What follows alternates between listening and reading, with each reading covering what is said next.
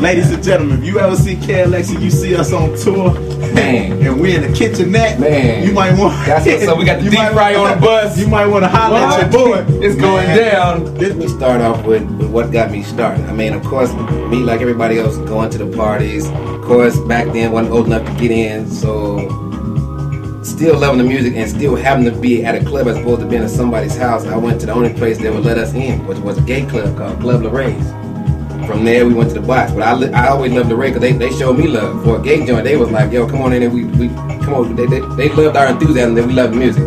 And so, me being taken by that, the love they showed us, I went home and made their theme song. I saw a track called Welcome to Club LaRay.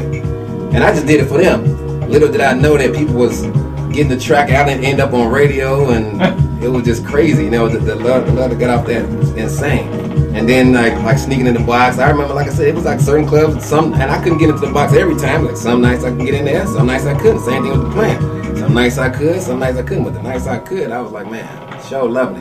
Couldn't stop the talent. I mean, like Ron with Mr. Hardy would play a record, sound effects, man. Sound effects would rain in. You would swear it was raining in the place. I mean, I didn't even get high. I'm like, you would swear strobe lights going. I mean, that dude was an entertainer. So I'm seeing him work his magic like that and seeing Steve do his thing. I seen Steve on accident, as a matter of fact, because he was up there. We were at the. I'm jumping all over the place, but I just got so much going on. It's just flooding all back to me. But Farley we were at the playground, and Farley went to the bathroom. And he said, "Hey man, play this record next." And I guess Farley couldn't get through the crowd. He took too long in the bathroom, and that was it. He gave Steve a shot, and everybody was like, man, who's the dude up there? You know, his complexion and Farley complexion, you know, you just knew the difference. And Steve was rocking it. Turntable just swinging on the chain. He's still just doing his thing. And I was like, man, that dude is rocking it. So I was like happy to see somebody else up there. I mean, I always knew Farley could throw down, but like good to see somebody else doing their thing. And that just turned out to be my man Steve. So yeah, seeing him and taking my cue from. That's just like even Mike Dunn, who I respect so much, his talent. I mean, man can hold a blend for 8 days straight. So I mean, that type of vibe right there is where I'm from. The youngins is what I like to call them now. I mean, you got your Derek Carters, your CZRs, your Gene Ferris's.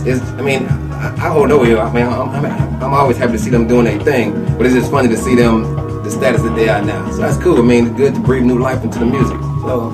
That's always a good thing. Keep this thing going. I mean, look at him. We look young. Don't let him fool you, man. K been in the game. Yeah, He's talking about the legendary Ron Hardy people. He was there with this guy. Yeah, like this, man. You know what I mean? I don't think I probably wasn't born. You get what I'm saying? Like I've known him for over 10 years or so, and he still look the same. I got a picture on. I'm not gonna say the site because you're gonna have to pay to play, but I got a picture on this particular site. You know, and if you know the site, then you go check out the picture. But you know, everybody know the site. But you know, hey, they gonna have to break bread. You know what I mean? That's just how it is. Y'all gonna have to break bread. Y'all can call Alexi. I mean, Alexi will put you in contact with who you need to be in contact with to get us on there. I mean, because we will unblur the name, we will verbally publicize the site. You know, but hey, we can't do that. Don't You Know, which was done on Stride Records. I even did work with my cousin, Mr. Lee, the Jack and Zone, 122 House, Pet Shop Boys with Felix, remixes with Genuine for Backstreet Boys. Did work with Mike Dunn, did EPs for Transmat, Derek May, D-Jax, DJ International, Trax Records.